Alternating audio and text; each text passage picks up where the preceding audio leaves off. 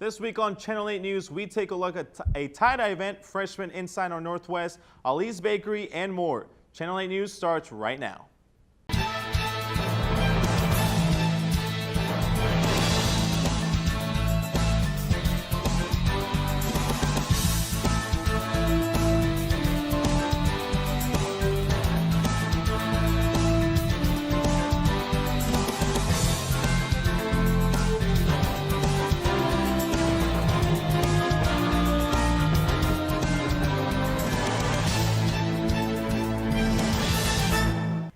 Thank you for tuning in to Channel 8 News. I'm Anastasia Tuttle. And I'm Alex Sanchez. Last week, Mary Grace took a deeper look into Ali's Bakery and the events that they do. Mary Grace? On Friday, I had the chance to sit down with Ali Elzen to talk about his bakery and what he does for the students and other citizens in Maryville. First, I talked with loyal customer Spencer Miller about his history with the bakery. Well, I've been coming here as long as Ali has been in business at this location, but I actually met Ali a number of years ago when he had a bakery shop in Burlington Junction, and he made a transition over here. I was not in Burlington Junction that often, but every time I went through there, I would stop in and see Ali and have some of his pastries and donuts. He makes great bread too as well. Although Ali's Bakery has great pastries, Spencer tells us the real reason people keep coming back.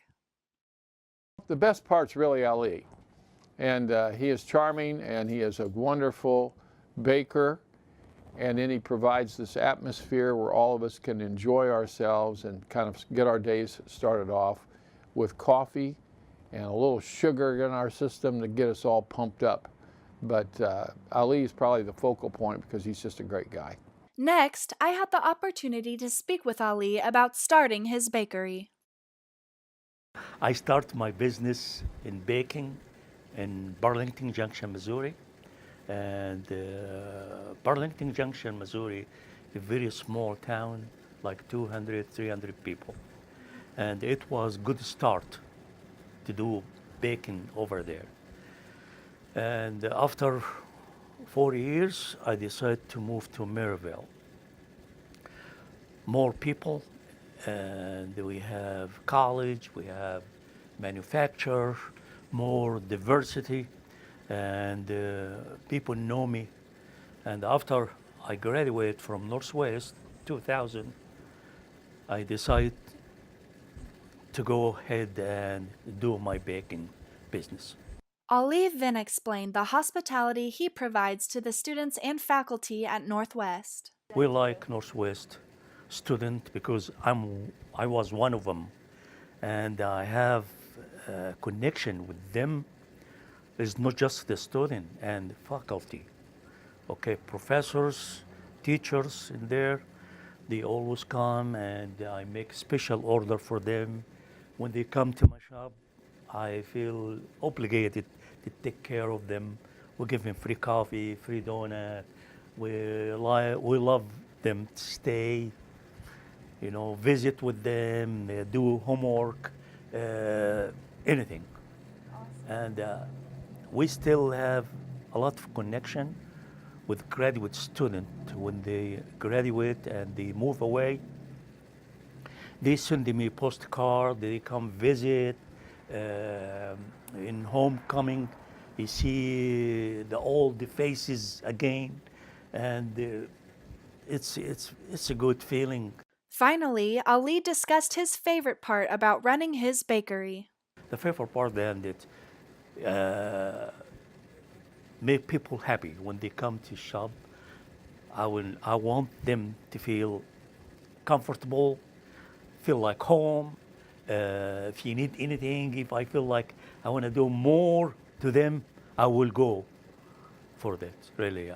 If you love coffee, pastries, and good hospitality, stop by Ali's Bakery located at 108 East 6th Street.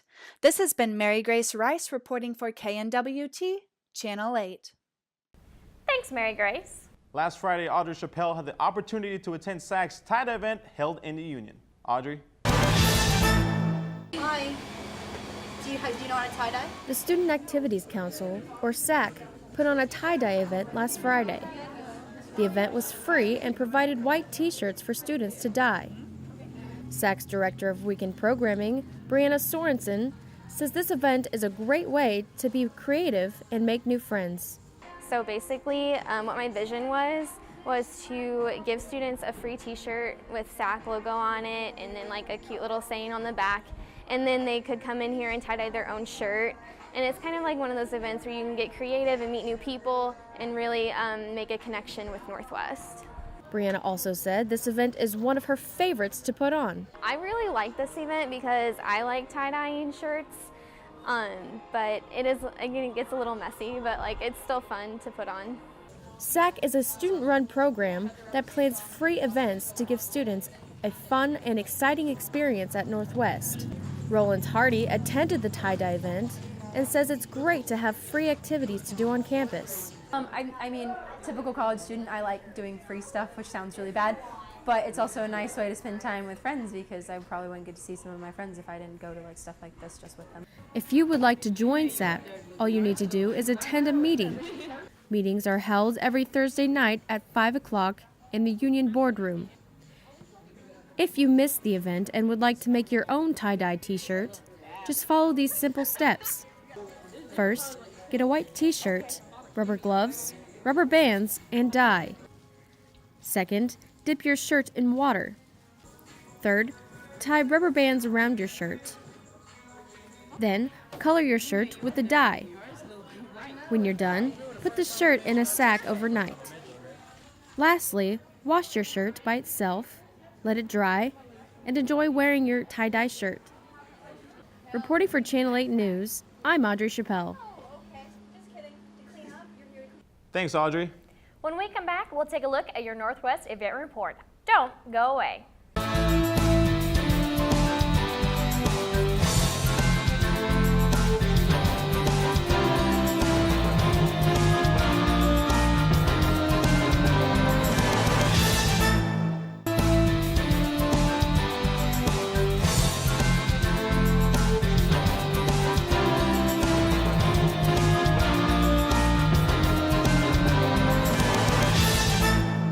Welcome back to Channel 8 News. I'm Anastasia Tuttle. And I'm Alex Sanchez. And this is your Northwest event report.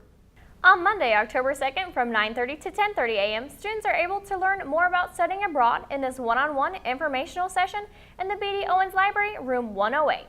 On Monday, October 2nd, starting at 7 p.m. in the Ron Houston Center, SAC will be hosting Alex Sheen. Sheen started an international social movement and nonprofit dedicated to the betterment of humanity through its promises made and kept. Sheen started Because I Said I Would to send promise cards to different countries around the world to better humanity. Because I Said I Would has sent more than 6.64 million promise cards to more than 150 countries. Seats are available at a first-come, first-served basis. On Tuesday, October 3rd, from 8:30 to 10:30 a.m. in the Bearcat Arena, there'll be an education expo for qualified teaching applicants. New and alumni teacher candidates are encouraged to present their resumes, introduce themselves, and discuss current and potential openings with attending representatives.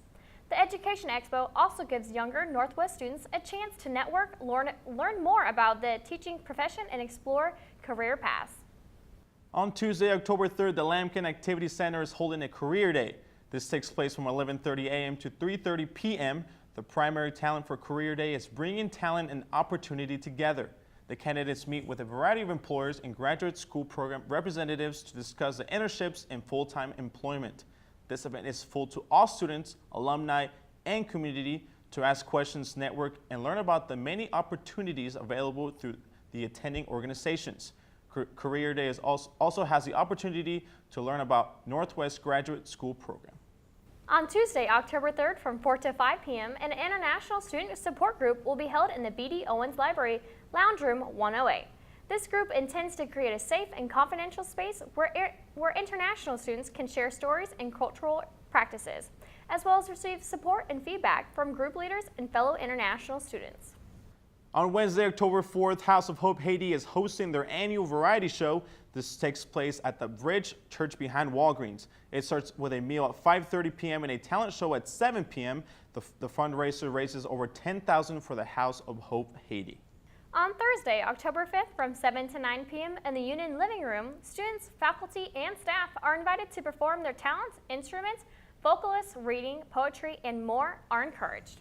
Snacks will be provided. Contact Mike Maddock at 660-562-1348, again 660-562-1348, or email maddock@nwmissouri.edu to sign up, or you can sign up when you arrive.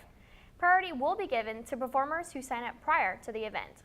On Thursday, October 5th from 7:30 to 9:30 p.m. in the Ron Houston Center, the Northwest Theater presents the first showing of Landscape of the Mind, which is a freshman and transfer showcase. This is their annual production performed by the first-year students. Landscape of the Mind will feature world premiere short plays and monologues written by Northwest students. The plays were written off of the prompt Identity. The show takes place October 5th through the 8th. The tickets are $10 per person and may be purchased at the box office up to 1 hour before the show. Also on Thursday, October 5th from 8 to 11 p.m., SAC will host Grocery Bingo in the Union third floor ballroom. Come play bingo for your chance to win some free groceries. On Friday, October 6th from 3 to 4 p.m. in the Union Living Room, another rendition of First Friday Culture Talk takes place. Students from around the world discuss their cultures and traditions and breaking down stereotypes.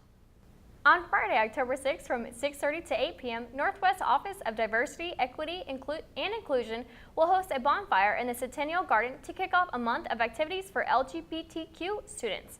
They will offer s'mores for you to make. On Saturday, October 7th from 6:30 to 9:30 p.m., the Northwest Student Dietetic Association will host a 5K Glow Run, which starts in the Administration Circle Drive. This run benefits Backpack Buddies, which is a program that gives children in need a backpack filled with nutritious food to take home for the weekend. Since the run takes place in the evening, wear your brightest clothes and bring some glow sticks. Throughout the week, Sigma Sigma Sigma sorority is hosting their annual Robbie Page Memorial Week. You can come Pi Sigma Monday through Thursday for $1 between the hours of 11 to 1. You can also buy tickets for the Robbie Page Lip Sync Battle for $3 in the Union from 11 to 1 as well. The Robbie Page Lip Sync Battle will take place Thursday, October 5th at 7 p.m. That's all for your Northwest Event Report. When we come back, we'll take a look at some more recent news and events. Stay tuned.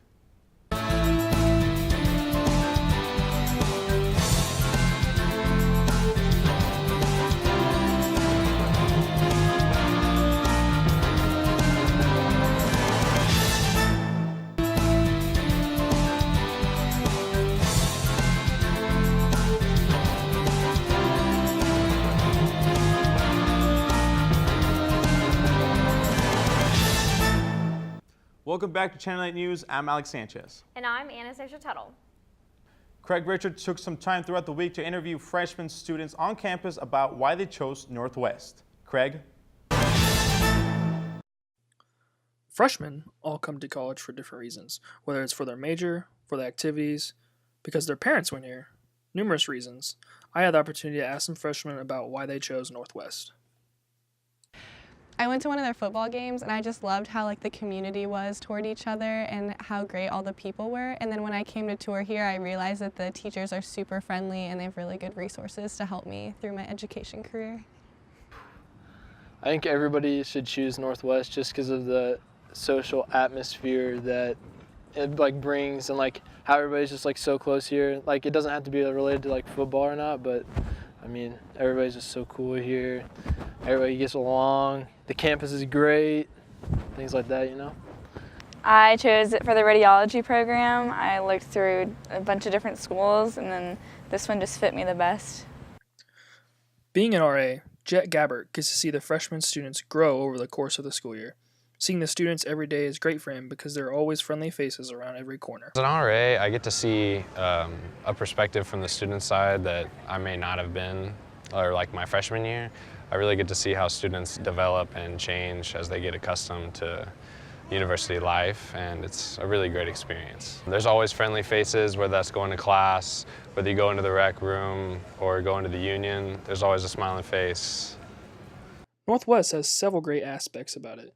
We have 2 national championship teams, a great theater program, and more. Students discuss what their favorite aspects of Northwest are. I think Northwest is one of the best schools in the Midwest, and for a variety of reasons.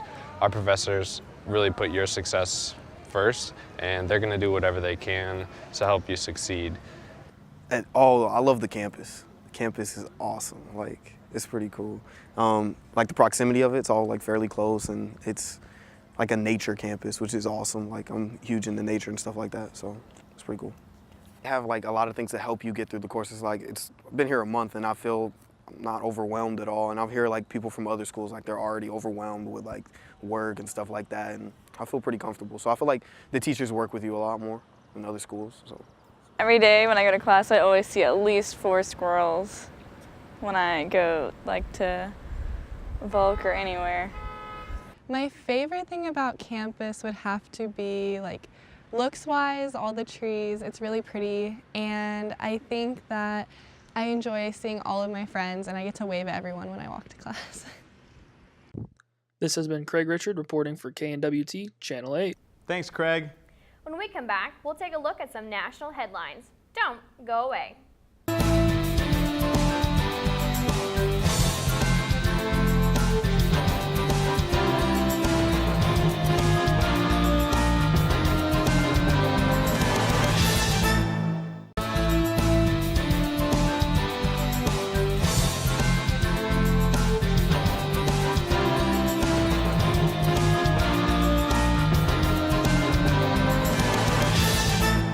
Welcome back to Channel 8 News. I'm Alex Sanchez. And I'm Anastasia Tuttle. Last Monday, North Korea's Foreign Minister Ri Yong-ho accused President Donald Trump of declaring war on this country by tweeting over the weekend that North Korea won't be around much longer. The ongoing war on words between the two nations saw several new fiery salvos on Saturday, a day in which the U.S. military flew bombers in international airspace over the waters east of North Korea.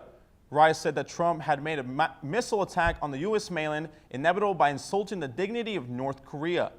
Ri said, since the United States declared war on our country, we will have every right to make all self-defensive countermeasures, including the right to shoot down the United States strategic bombers at any time, even when they are not inside the airspace borders of our country. Ri said in a speech at the UN General Assembly, unquote, in case innocent lives of the U.S. are harmed because of this suicide attack, Trump will be held totally responsible. Trump took Twitter on Saturday to respond to Ri's remarks. Just heard Foreign Minister of North Korea speak at the UN. If he echoes through the little rocket man, they won't be around much longer. Today, everyone is calling Robert Engel a hero, except for Robert Engel. Police say that if it were not for him, a gun-toting man's rampage in a Tennessee church would have been deadlier. Engel is an usher at the Burnett Chapel Church of Christ near Nashville.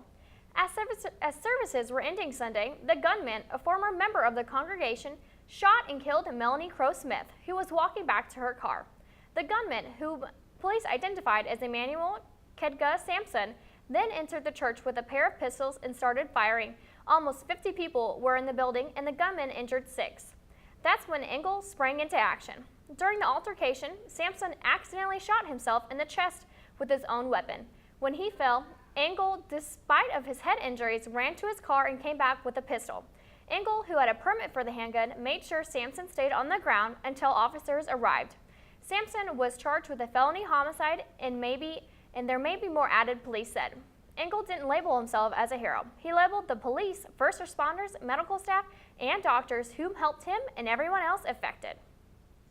Officials are pressuring Congress in the White House to fast-track disaster relief funds to Puerto Rico, where millions remain without power after Hurricane Maria, and the governor warns of a looming humanitarian crisis. The Puerto Rico Federal Affairs Administration said 4,000 members of the U.S. Army Reserves have been deployed to the island, where most buildings are damaged or destroyed.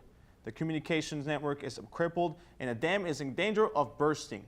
The governor of Puerto Rico said Puerto Rico is part of the United States and we need to take swift action. This is a major disaster. The Republican effort to repeal Obamacare is once again on life support. Lawmakers returned to Washington with the GOP just one more no vote away from having their latest effort to overhaul the Affordable Care Act scuttled. Last Sunday evening, the GOP released its latest version of the health care bill, which aimed to convince members funding for states like Alaska, but there is no proof that the bill will bring the undecided senators on board now. The odds are stacked against the bill, with outside groups also coming out to oppose it. Lin Hee-chin, a former chief police advisor to Republican presidential nominee Mitt Romney, said, "For the White House, the desire to have a significant legislative accomplishment remains a big and important goal. And the fact that they were so close suggests that they could get across the finish line, so the reality and possibility of success is there." In an unexpected announcement last Monday, the Supreme Court said it will not hear oral arguments on the travel ban as scheduled for October 10th. President Trump's proclamation issued late Sunday night restricting travel from 8 countries. The court wants to hear from both sides by October 5th. This is not a ruling about constitutionality or a final decision from the court. It simply removes the case from the oral arguments scheduled for the moment until the Supreme Court justices and make a decision. Well, that's all the time we have for this week. For more information and stories that matter to you, like us on Facebook at /Watch Channel 8 News or follow us on Twitter at KNWT 8 News. KXTV Bearcat Coaches Show is up next. From all of us at Channel 8 News, I'm Anastasia Tuttle. And I'm Alex Sanchez. Have a good night.